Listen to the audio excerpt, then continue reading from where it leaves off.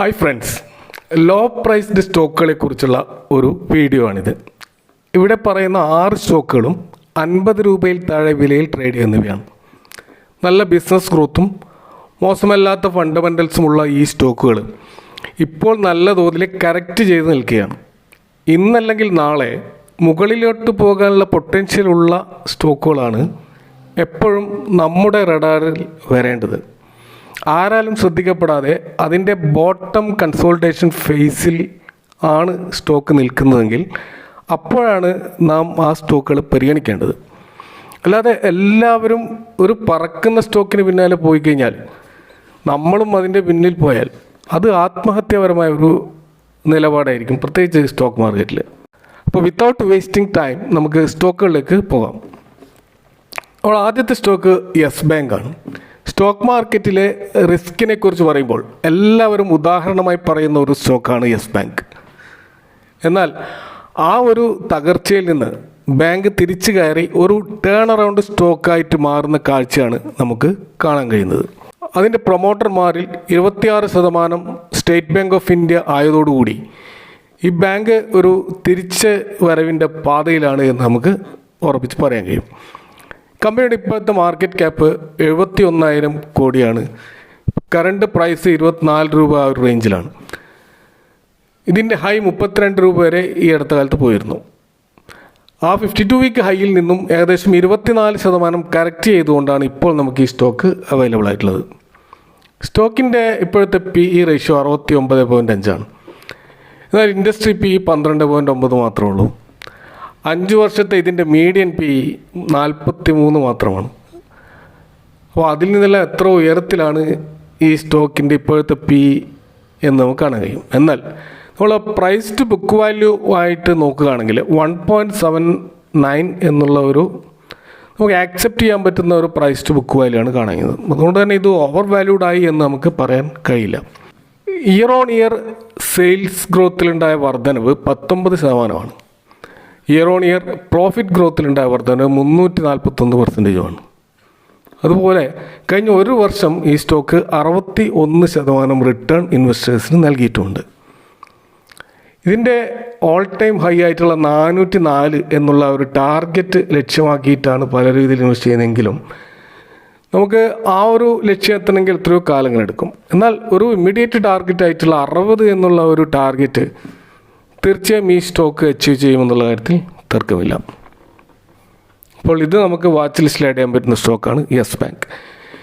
അതേപോലെ രണ്ടാമത്തെ stock ട്രിഡൻറ്റ് limited ആണ്. ട്രിഡൻറ്റ് ഒരു ഡൈവേഴ്സിഫൈഡ് ബിസിനസ് രംഗത്തുള്ള കമ്പനിയാണ്. ടെക്സ്റ്റൈൽസ് ഉണ്ട്, കൂടാതെ പേപ്പർ, പവർ, അതുപോലെ കെമിക്കൽ തുടങ്ങിയ മേഖലകളിൽ ഇവർക്ക് ബിസിനസ് ഉണ്ട്. അപ്പോൾ ടെക്സ്റ്റൈൽ രംഗത്ത് മൊത്തത്തിൽ സംഭവിച്ച ഡൗൺ ട്രെൻഡിൻ്റെ ഭാഗമായിട്ട് ഈ സ്റ്റോക്ക് കുറേ കാലമായിട്ട് ഒരു കൺസോളിഡേഷൻ ഫേസിൽ നിൽക്കുകയാണ്.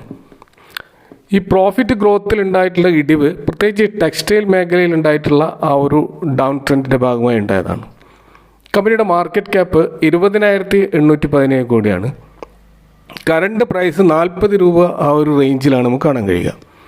ഇതിൻ്റെ ഹൈ 52 വരെ പോയിരുന്നു. അവിടെ നിന്ന് ഇപ്പോൾ 22% കറക്റ്റ് ചെയ്തുകൊണ്ടാണ് നമുക്ക് ഈ സ്റ്റോക്ക് അവൈലബിൾ ആയിട്ടുള്ളത്. ഈ സ്റ്റോക്കിൻ്റെ PE റേഷ്യോ ഇപ്പോൾ 49.4% ആണ്.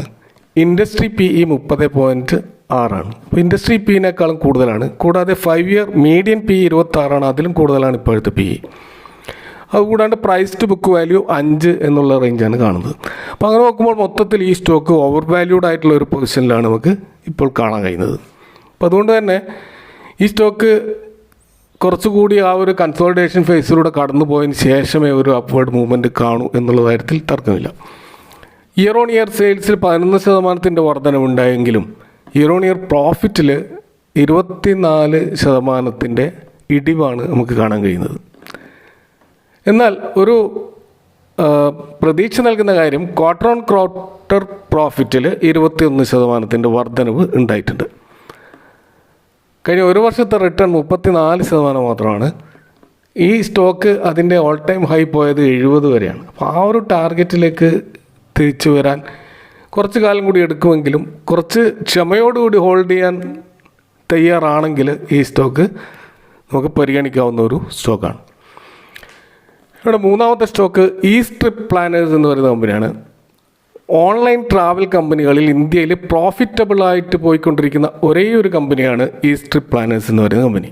അപ്പോൾ ഈസ്റ്റ് മൈ ട്രിപ്പ് എന്ന് പറയുന്ന ബ്രാൻഡിലൂടെ ഇത് വളരെയധികം സുപരിചിതമായിട്ടുള്ള ഒരു ഓൺലൈൻ ട്രാവൽ പ്ലാറ്റ്ഫോമാണ്. ഇന്ത്യ ഗവൺമെൻറ്റുമായി ഇവർ നടത്തിക്കൊണ്ടിരിക്കുന്ന സ്ട്രാറ്റജിക് ടൈഅപ്പുകളും അത് ടൂറിസം രംഗത്ത് അവരെ മുന്നേറാൻ പര്യാപ്തമാക്കും എന്നുള്ള ഒരു കൺസെപ്റ്റിലൂടെയാണ് കമ്പനി മുന്നോട്ട് പോകുന്നത്. ഇപ്പോൾ കുറേ കാലമായിട്ട് 40-45 ആ ഒരു റേഞ്ചിൽ ഈ സ്റ്റോക്ക് കൺസോളിഡേറ്റ് ചെയ്ത് നിൽക്കുകയാണ്. ഇതിൻ്റെ മാർക്കറ്റ് ക്യാപ്പ് 8,105 കോടിയാണ്. കറണ്ട് പ്രൈസ് 45 എന്നുള്ള റേഞ്ചിലാണ് നമുക്ക് കാണാൻ കഴിയുക. ഇതിൻ്റെ 52 വീക്ക് ഹൈ 54 വരെ പോയിരുന്നു.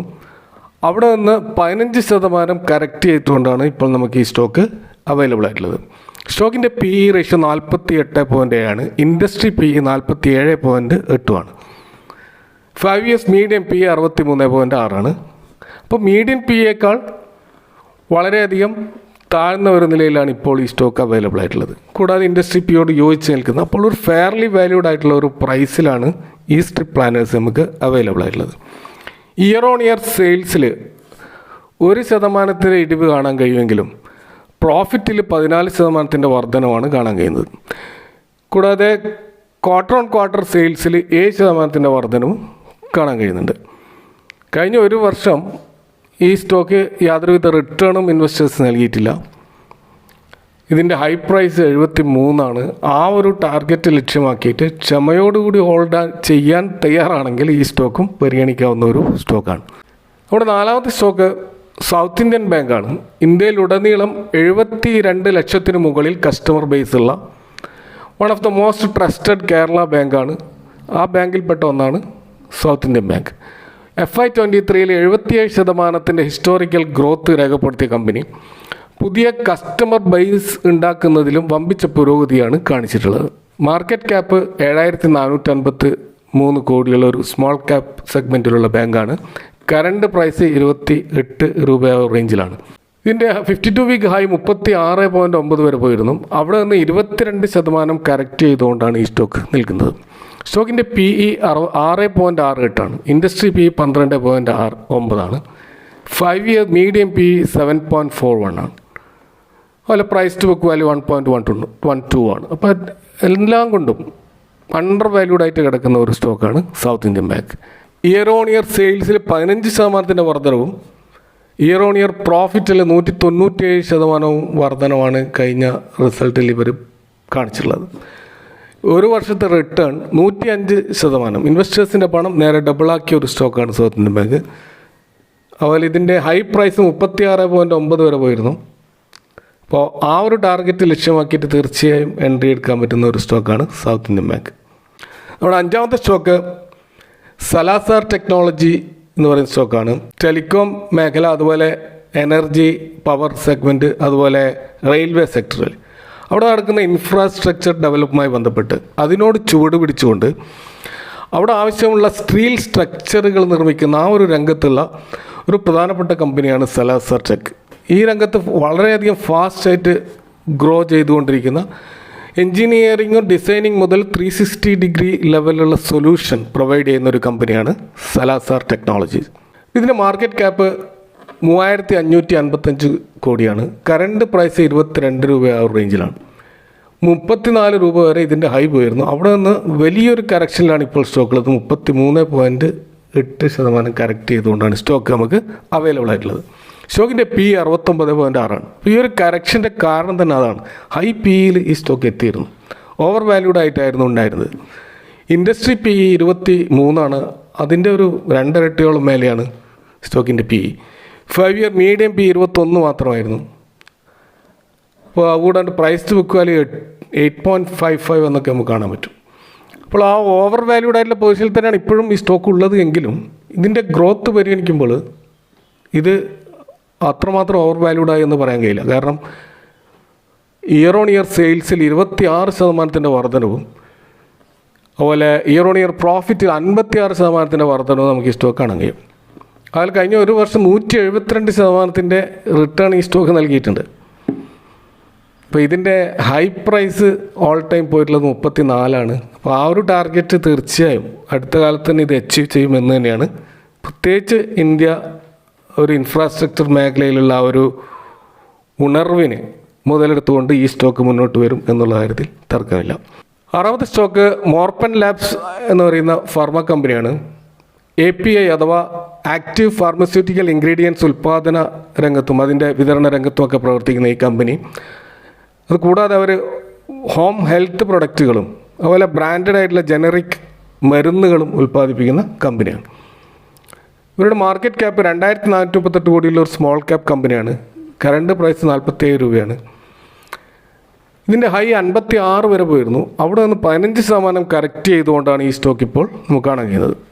സ്റ്റോക്കിൻ്റെ PE 32, industry PE 33, 5 years medium PE 24, അതിലും മുകളിലാണ് സ്റ്റോക്കിൻ്റെ PE ഇപ്പോൾ ഉള്ളത്.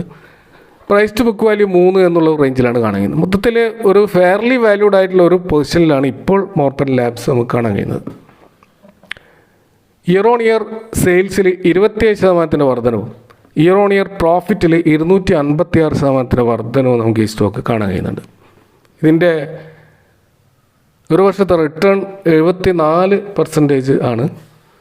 ഹൈ പ്രൈസ് പോലെ 75 അപ്പോൾ ആ 75 എന്നുള്ള ആ ഒരു ലക്ഷ്യം വെച്ചുകൊണ്ട് ഈ സ്റ്റോക്കിൽ നമുക്ക് തീർച്ചയായും ഹോൾഡ് ചെയ്ത് മുന്നോട്ട് പോകാവുന്നതാണ്. പക്ഷേ അത് അത്ര എളുപ്പത്തിൽ ആ പൊസിഷൻ അച്ചീവ് ചെയ്യും എന്ന് നമുക്ക് പറയാൻ കഴിയില്ല. It will take time.